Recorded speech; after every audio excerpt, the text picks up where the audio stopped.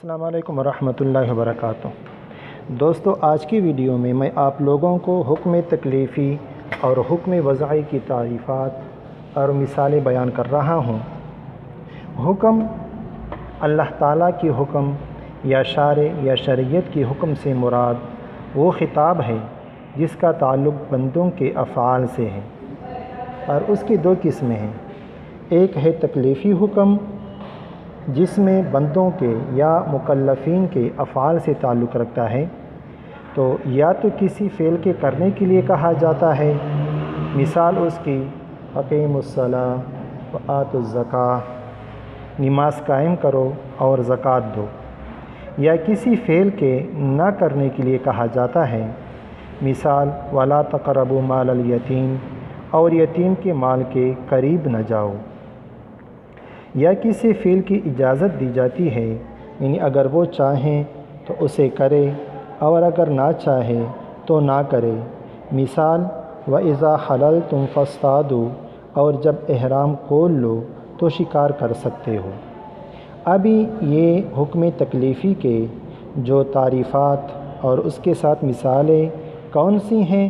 مثال اس کی یہ ہے، جمہور فقہا کے نزدیک تکلیفی حکم کی 5 قسمیں ہیں، لیکن یاد رکھنا ہمارے حنفیہ کے ہاں حکم تکلیفی کے 7 اقسام ہیں۔ جمہور فقہا فرض اور واجب میں فرق نہیں کرتے، جبکہ حنفیہ فرض اور واجب میں فرق کرتے ہیں۔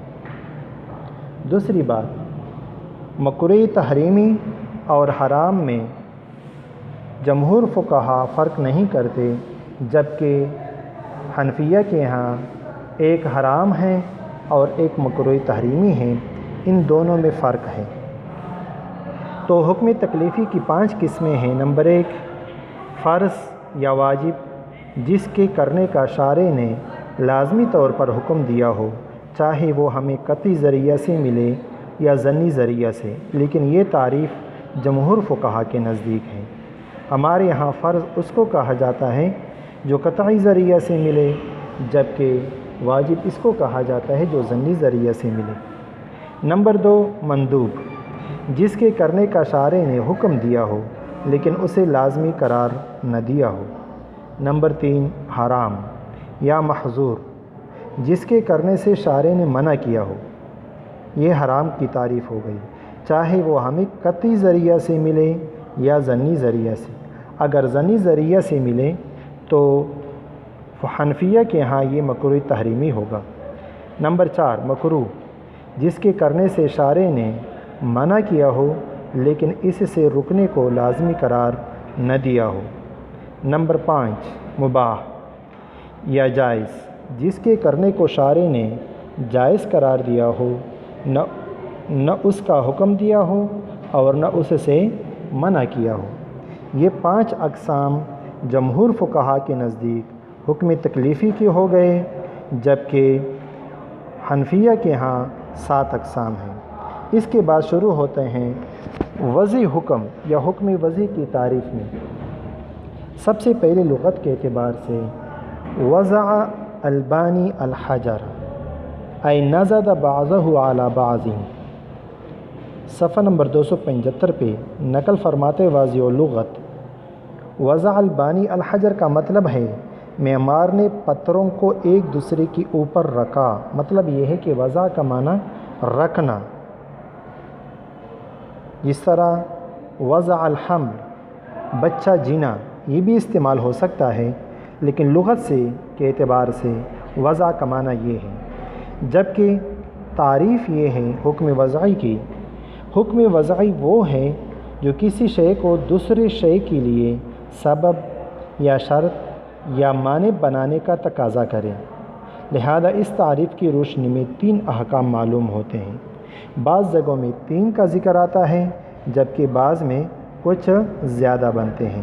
مطلب یہ ہے کہ یا تو سبب بنے گا حکم وضعی، یا شرط بنے گا، یا عزیمت بنے گا، یا رخصت بنے گا، یا باطل یا فاسد۔ مطلب یہ ہے کہ کوئی 5 بناتا ہے، کوئی 6 بناتا ہے، مختلف ہے، لیکن میں 3-4 کی تعریفات آپ کے سامنے اقسام آپ کے سامنے ذکر کر رہا ہوں۔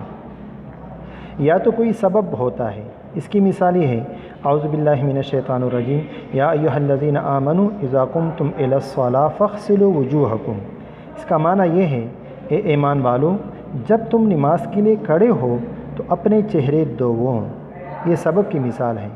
یہاں نماز کے لیے کھڑا ہونا چہرہ دھونے کا سبب ہے، تو دیکھو یہاں سبب بن گیا نماز کے لیے کھڑا ہونا۔ قمتم، پہلے تو وضو نہیں تھا، لیکن جب نماز کے لیے کھڑا ہونا ہے تو ابھی آپ نے وضو بنانا ہے۔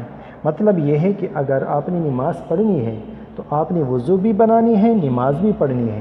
لیکن اگر آپ نے وضو بنانی ہے تو پھر اس کے بعد نماز پڑھی یا نہ پڑھی پھر آپ کو اختیار ہے۔ دوسری بات، کبھی شرط واقع ہوتی ہے، اس کی مثال وَلِلَّهِ عَلَى النَّاسِ حِجُّ الْبَيْتِ مَنِ اسْتَطَاعَ إِلَيْهِ سَبِيلًا، اور لوگوں پر اللہ کے گھر کا حج ہے جو اس تک پہنچنے کی استطاعت رکھے۔ یہاں حج کی فرضیت کے لیے استطاعت کا بطور شرط ذکر کیا گیا ہے، تو کیا ہوا، شرط بن گئی۔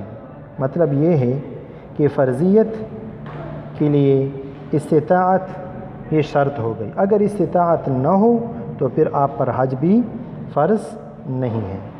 اسی طرح کبھی کبھی معنی بن جائے گی حکم وضعی، فعل سے روکنے کے لیے کسی معنی کا ذکر کیا جائے۔ مثال اس کی یہ ہے، حضور صلی اللہ علیہ وسلم کا یہ ارشاد ہے لا میراث لقاتل، قاتل کے لیے کوئی میراث نہیں، یعنی جب وہ اپنے مورث کو قتل کر دے تو اس کی میراث میں حصہ دار نہیں بن سکتا۔ یا کبھی کبھار یہی حکم وضعی عزیمت بنے گا، کسی عزیمت سے رخصت دی جاتی ہے، مثال اضطرار کی حالت میں مردار یا سور کا گوشت کھانا۔ یا کبھی کبھی شرط یا رکن کے رہ جانے کی وجہ سے اس کی صحت باطل ہو جاتی ہے، مثال رکوع یا وضو کے بغیر نماز کا ادا کرنا، تو دیکھو یہ باطل ہو جائے گی نماز، کیونکہ شرط نہیں پایا گیا۔ دوستو، یہ حکم وضعی اور تکلیفی کی تعریفات اور مثالیں ہو گئی، امید ہے آپ ان کو سمجھے ہوئے ہوں گے۔ شکریہ، جزاکم اللہ۔